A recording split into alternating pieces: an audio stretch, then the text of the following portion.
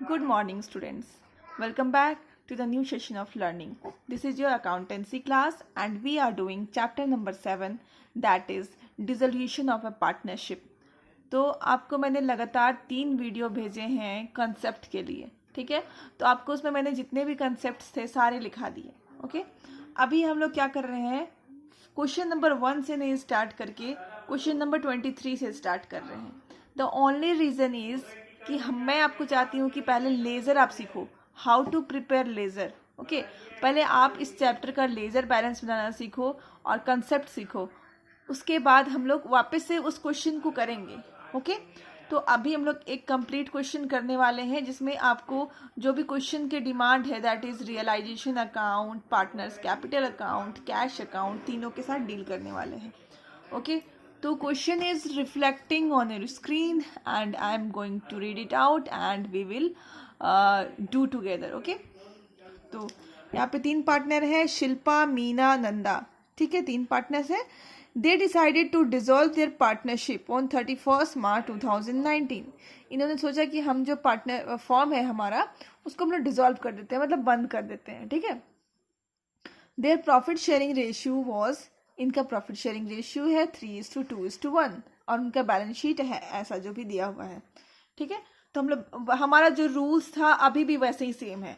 पहला हम क्या करेंगे, बारीकी से चेक करेंगे बैलेंस शीट को, ठीक है। इसमें कोई मिठाई का डब्बा हो तो उसको डिस्ट्रीब्यूट करना पड़ता है, और कबाड़ हो तो उसको घर से बाहर फेंकना पड़ता है।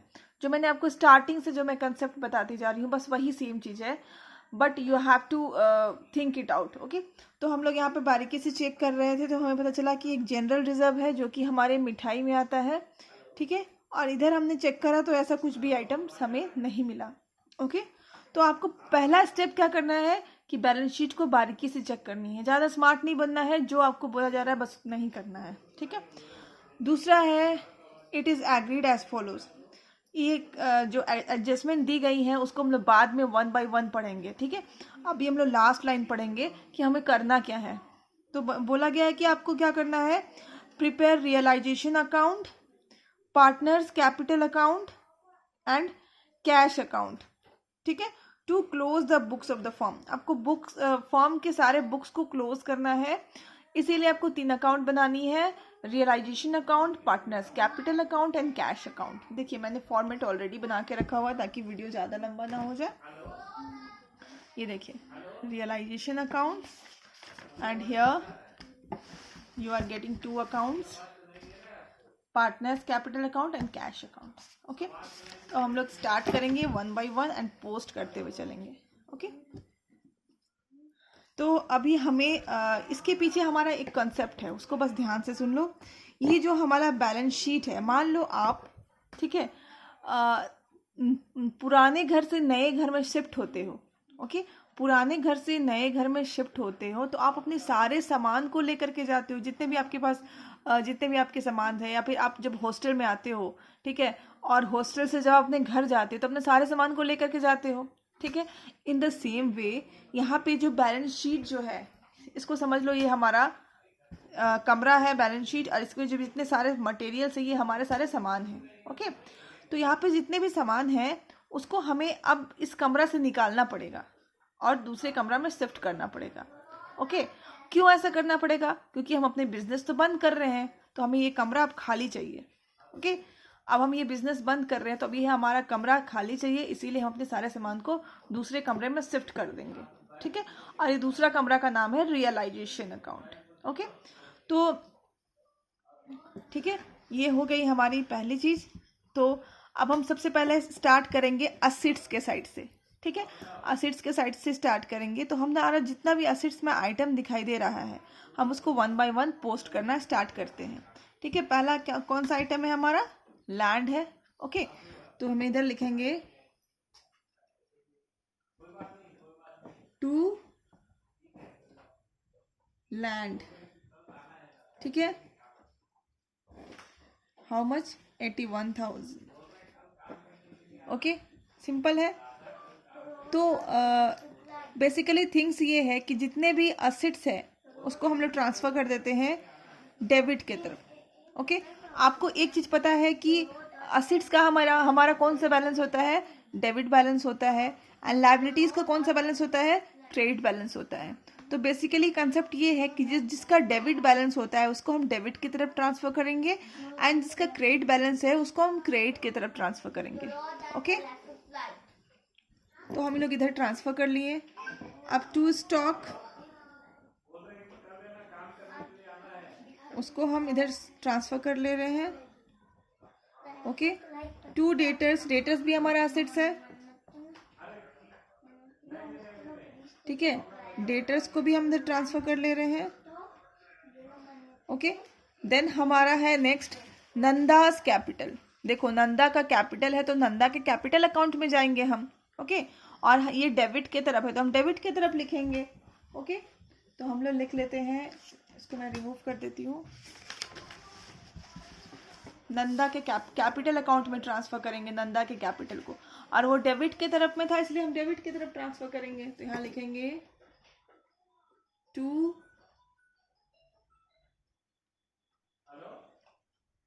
Balance BD 23,000। ओके, देन हमारा जो दूसरा था देख लेते हैं, बुक कैश है, ठीक है, कैश को हम लिख देंगे कैश के अकाउंट में। ठीक है, तो हमारा जो कैश का अकाउंट था इसके हम ये हमारा जो कैश दिखाई ये हम नहीं लिखेंगे, रिसिप्ट एंड पेमेंट ये हम नहीं लिखते, बट मैं आपको बस जो हमने 11th क्लास में पढ़ा था बस उसको बस रिवाइज कराने के लिए मैं यहाँ लिख रही हूँ कि रिसिप्ट जितना भी हम लोग रिसीव करते हैं वो इधर आता है, एंड पेमेंट करते हैं वो इधर चला जाता है। ठीक है, बस वो रिमाइंड कराने के लिए मैंने लिखा हुआ है, जबकि ये फॉर्मेट में नहीं है। ठीक है, तो यहाँ पे लिख दिया टू बैलेंस ब्रॉट डाउन। ठीक है, हमारा यहाँ पे बैलेंस कितना है कैश का, 10,840। ठीक है, लिख लिए। Back to realisation account and back to balance sheet. अब आप एक चीज नोट करिए कि हमने असेट साइड से जितने भी सामान थे, ठीक है, उसको खाली करके नए कमरे में शिफ्ट कर दिया है। ओके, असेट साइड में जितने भी हमारा सामान था उसको हमने खाली करके नए कमरे में दैट इज रियलाइजेशन अकाउंट में शिफ्ट कर दिया। तो इसको हम लोग पूरा का पूरा काट सकते हैं। ठीक है, क्योंकि हमने यहाँ पे सब कुछ कर लिया इस तरफ से। ओके, मैं बस ऐसे ही काट रही हूँ, आपको नहीं काटना है, बस समझाने के लिए। ओके, अब हम लोग आते हैं लाइबिलिटी की तरफ। यहाँ पे देखिए शिल्पा और मीना का अकाउंट आपको क्रेडिट साइड में दिया हुआ है। ठीक है, वैसे बैलेंस शीट का साइड नहीं होता है बट इनका क्रेडिट बैलेंस होता है। ओके, आप यहाँ पे मैं लिख रही हूँ कि असेट्स का बैलेंस कौन सा होता है, डेबिट, एंड लाइबिलिटीज का बैलेंस होता है क्रेडिट। तो ये लाइबिलिटी में तो बैलेंस शीट में तो डेबिट एंड क्रेडिट होता ही नहीं है, बट मैं इनके बैलेंसेस के बारे में बात कर रही हूँ। ठीक है, तो लाइबिलिटीज का हमेशा क्रेडिट बैलेंस होता है, तो ये कैपिटल का भी क्रेडिट बैलेंस होता है। ठीक है, तो हम लोग इसके कैपिटल अकाउंट में ट्रांसफर कर देंगे, सो भी क्रेडिट साइड में। यहाँ लिख दिया by balance brought down. Shilpa में लिखा 80,000 एंड मीना में लिखा 40,000 एंड नंदा में इधर कुछ भी नहीं लिखा। ओके, सेकंड है हमारा बैंक लोन। ठीक है, bank loan by bank loan. Bank loan में लिखा 20,000। ठीक है, अब मैं आपको एक चीज बता रही हूँ कि मैं इसके आगे ओ लिख रही हूँ। ओ का मतलब होता है आउटसाइड लाइबिलिटी।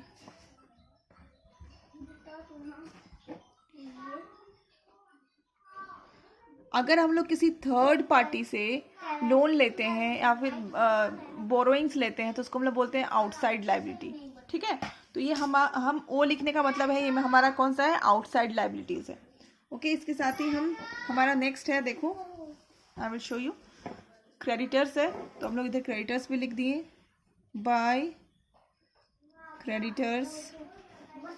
ठीक है, ये कितना है हमारा 37,000। ओके, यहाँ पे भी हम लिख दिए ओ, that is outside liabilities. Okay, इसके बाद हमारा है बाय प्रोविजन फॉर डाउटफुल डेब्ट, ये हमारा कितना है 1200, इसमें हमने नहीं लिखा है वो, दैट मीन्स ये इंटरनल लाइबिलिटी है, ठीक है, हमारे कंपनी के अंदर की लाइबिलिटी है। ओके, अब हमारा नेक्स्ट है, ये देखिए हमने यहाँ तक लिख लिया है, जनरल रिजर्व है, दैट इज मिठाई, मिठाई तो बढ़ती है किसमें, पार्टनर्स के बीच में। यहाँ पे हम लिख लेंगे bye general reserve account. Okay, bye general reserve account, और इसको हम ओल्ड रेशियो में डिस्ट्रीब्यूट कर देंगे, दैट्स ऑल। तो इस तरह से हमने बैलेंस शीट के दोनों तरफ को खाली कर दिया है। ये देखिए, इस तरफ भी हमने खाली कर लिया, इस तरफ भी खाली कर लिया। अब हम लोग बेसिकली इसको पढ़ते हैं, जो भी हमें एक्स्ट्रा इंफॉर्मेशन, एडिशनल इंफॉर्मेशन दिया हुआ है। The stock of value of 41,660 are taken over by Shilpa's for 35,000। मतलब जो हमारा पूरा स्टॉक कितने का था 56,760, ठीक है, उसमें से 41,660 को किसने ले लिया, शिल्पा ने ले लिया। कितने में लिया, 35,000 में लिया। तो हम यहाँ पे लिख देंगे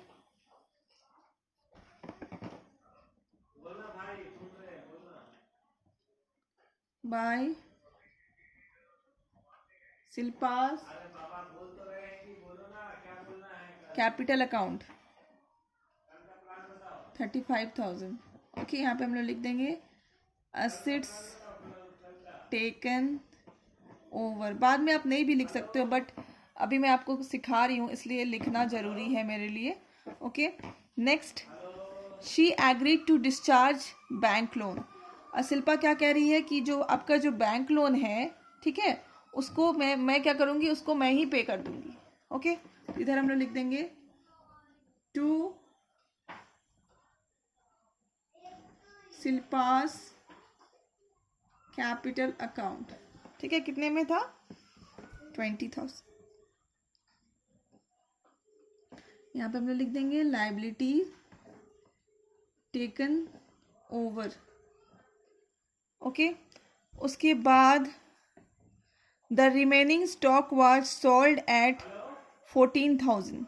देखिए, समझिए बात को, हमारा स्टॉक टोटल कितना था, ये देखिए स्टॉक था हमारा 56,760 हमारा स्टॉक था, ठीक है। इसमें से हमने -41,660, ठीक है, इतना हमारा ठीक है, तो हम लोग माइनस करेंगे तो हमारा पता चला कि ये दिस अमाउंट, इतना हमारा स्टॉक बचा हुआ था, ठीक है, ये हमारा रिमेनिंग स्टॉक था।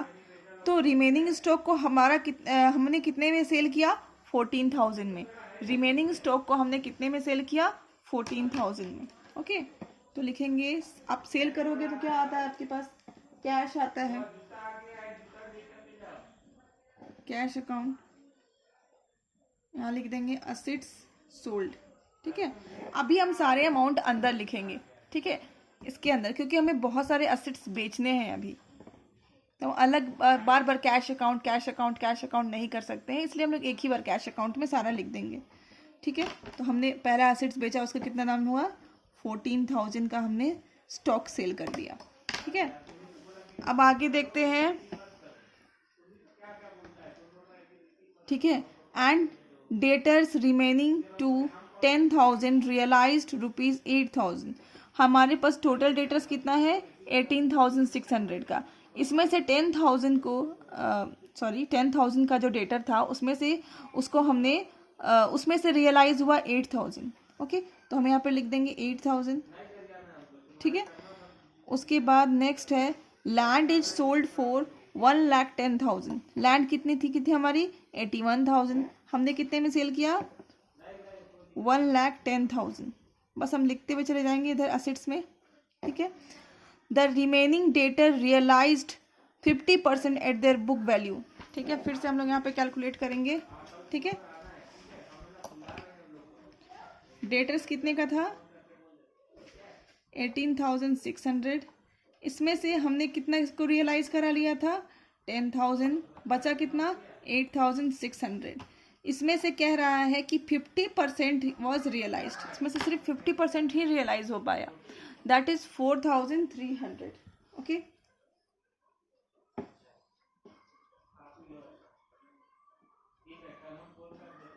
ठीक है, 4,000, ठीक है, 300। ओके, तो इतना हो गया हमारा। अब आगे हम लोग पढ़ते हैं। Cost of realisation amounted to ₹1200। Cost of realisation मतलब होता है रियलाइजेशन के खर्चे, ठीक है, इतने सारा जो हम लोग कर रहे हैं उसमें जो खर्चा आता है, ठीक है, तो वो खर्चा इधर आएंगे उसको, क्योंकि हमें पे करना है, इसलिए that is why debit side. Okay,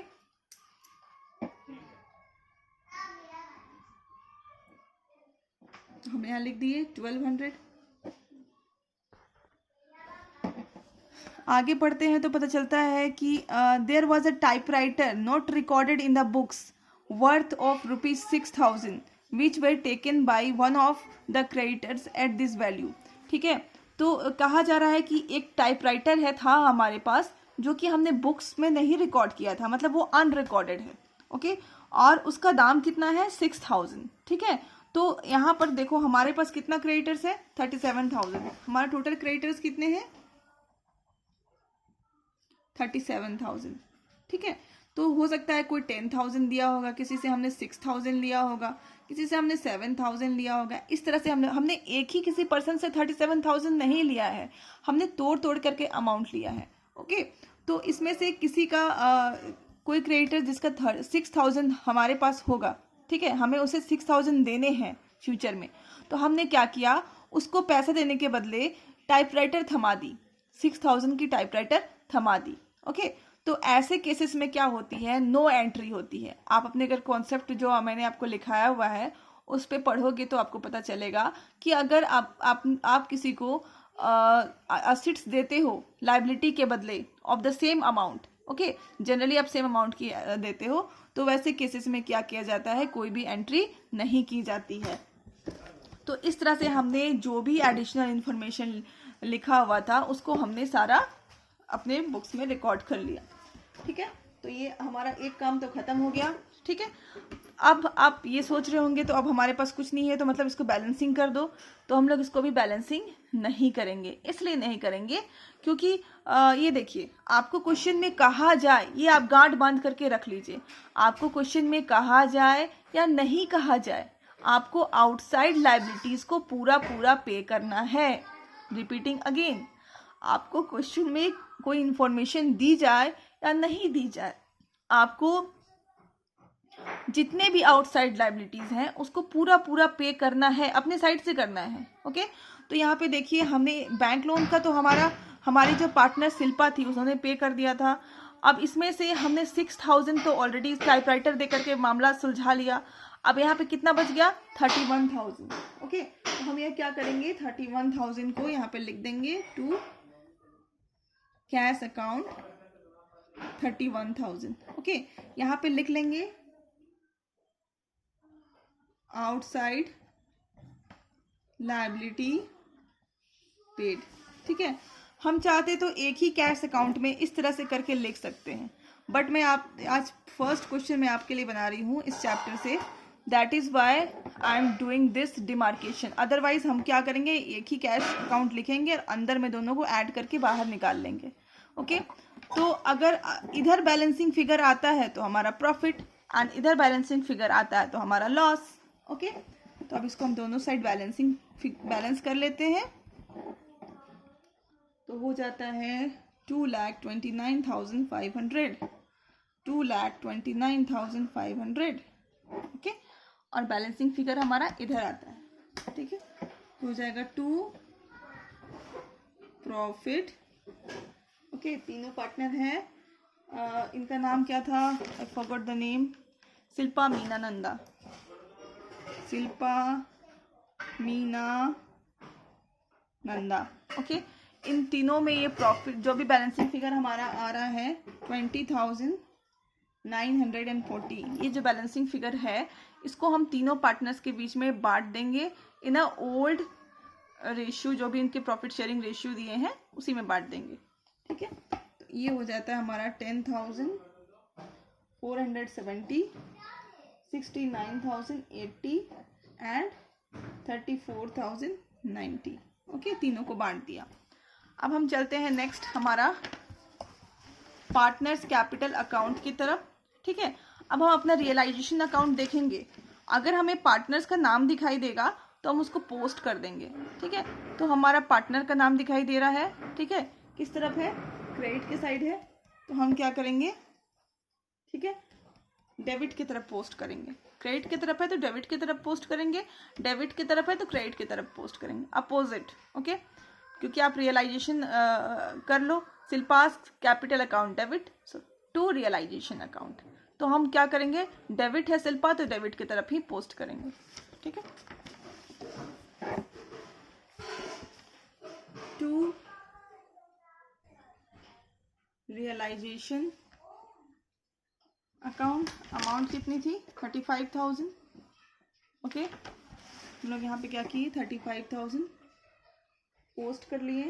okay, अब इधर देखिए, इधर भी हमें एक शिल्पा दिखाई दे रही है। ठीक है, तो इसको भी हम क्या करेंगे? इसका जनरल एंट्री कैसे होगा? Realisation account debit to Shilpa. यहाँ पे शिल्पा क्या है? क्रेडिट है, इसलिए हम क्रेडिट की तरफ पोस्ट कर रहे हैं। By realisation account 20,000। ठीक है, अब हमारा जो तीनों का प्रॉफिट था, ठीक है, तो ये भी same realisation account debit to partners capital account में तीनों पोस्ट होंगे। ठीक है, तो हम लोग यहाँ पे फिर से लिख लेते हैं, बाय रियलाइजेशन अकाउंट 10,470, 69,080, 3,490 हमने पोस्ट कर लिया।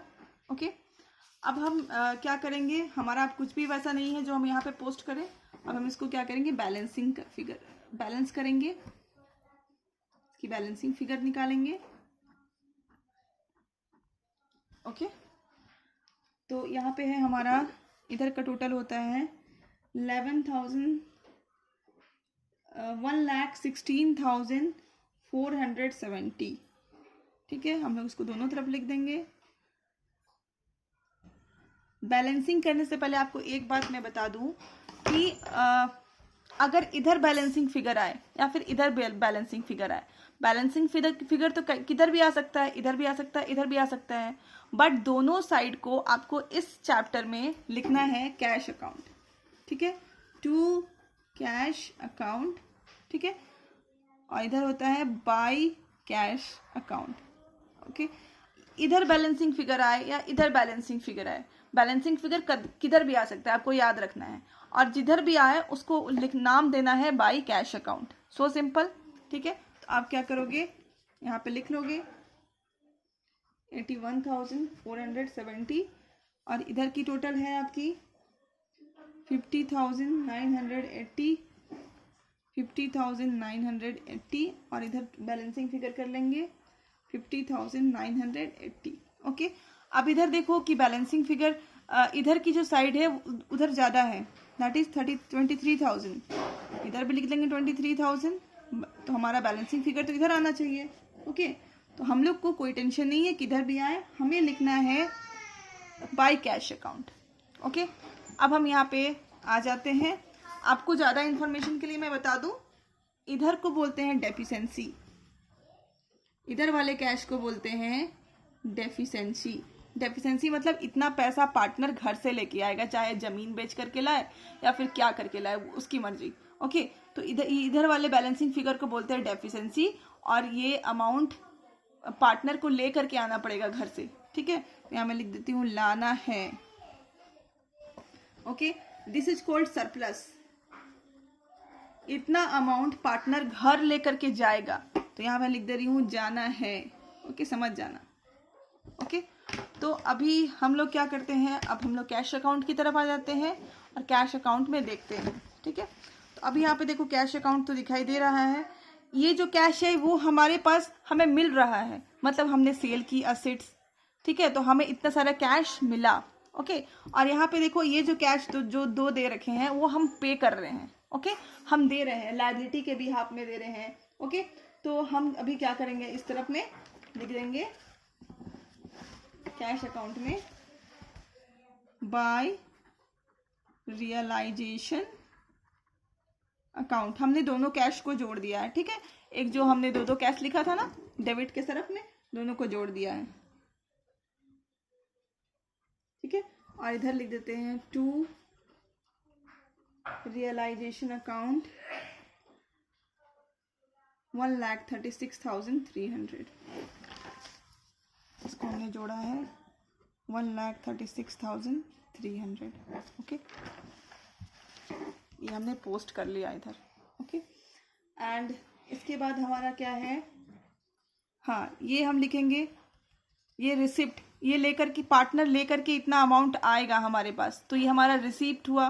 तो हम यहाँ पे लिखेंगे to Nanda capital account. Nanda कितना लेकर के आएंगे अपने घर से, जेवर बेच करके, दुकान बेच करके 17,510 रुपया।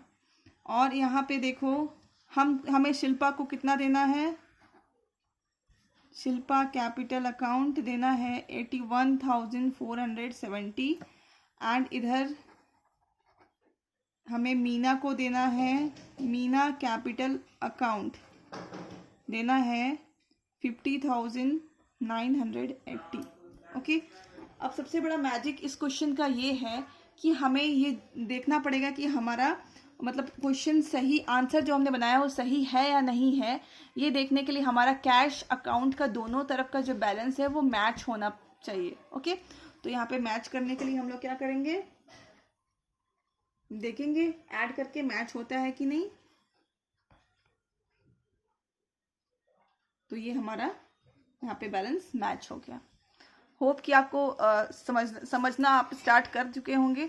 ठीक है, अभी मैं आपको एक समरी बताती हूँ। समरी ये है कि हमने जो भी असेट्स ट्रांसफ़र करेंगे वो सबसे पहले तो हम इधर ट्रांसफ़र कर देंगे। ठीक है, हम जितनी भी लायबिलिटी ट्रांसफ़र करेंगे वो इधर ट्रांसफ़र कर देंगे सेकंड। ठीक है, फिर अगर हमारा कोई भी असेट्स को अगर हमारा कोई पार्टनर लेता है तो कैपिटल पार्टनर का नाम होगा। अगर हम असेट्स को बेचेंगे, ये असेट्स को बेचेंगे, ओके, तो ये आ जाएगा इधर कैश अकाउंट करके। ओके, अगर हम ये सारे लायबिलिटीज़ को पे करेंगे तो ये हमारा इधर आ जाएगा कैश अकाउंट हो करके। ठीक है, और अगर ये लायबिलिटी को कोई पार्टनर लेकर के जाएगा तो पार्टनर का नाम लिख लेंगे। ओके, एंड इस तरह पर आया तो प्रॉफिट, इस तरह पर आया तो loss. So very simple it is. So video is little bit long, so but go through it. Okay, thank you and keep learning.